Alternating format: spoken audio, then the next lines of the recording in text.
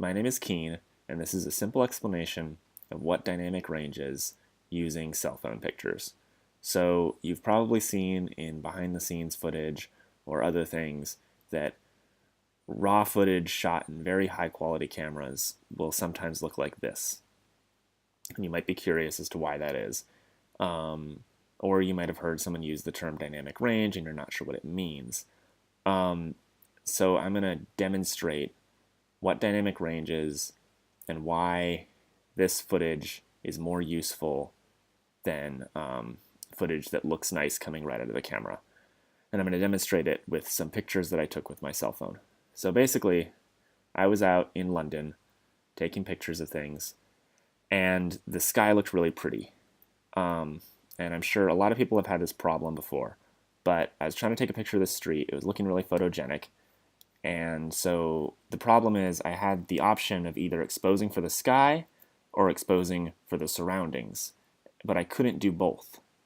And the reason for this is that my phone camera's dynamic range is very low, which means the range of light values that it can take in is relatively low. Basically, if I'm exposing for something very bright, it's going to make everything else very dark, and if I'm exposing for something that's relatively dark, it's going to make everything else very bright. Whereas a camera with very wide dynamic range is able to capture all of the information.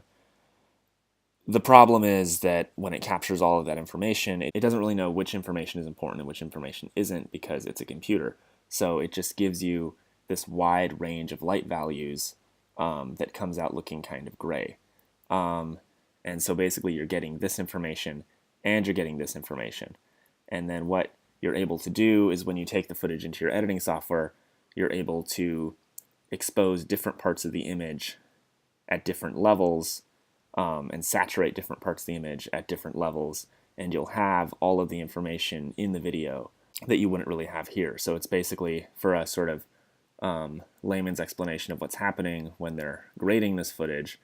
I'm going to go over to motion really fast where I've pooled these two pictures up, and I've just created a simple mask sort of combining them together. You can see I get this much more dynamic picture than either of the images that I had originally straight out of the camera.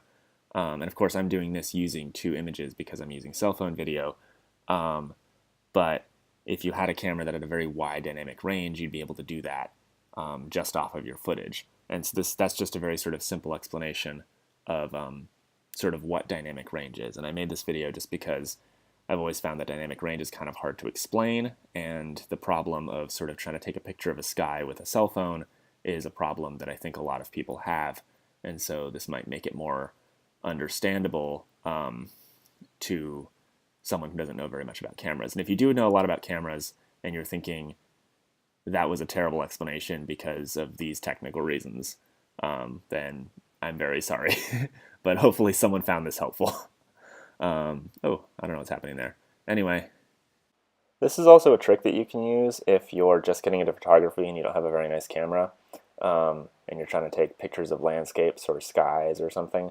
If you just keep yourself very still and just take two exposures of the same setting, you can just combine the two together in any software that'll let you do masks and end up with a picture that is much nicer than the sum of its parts. So that's just a little cool trick.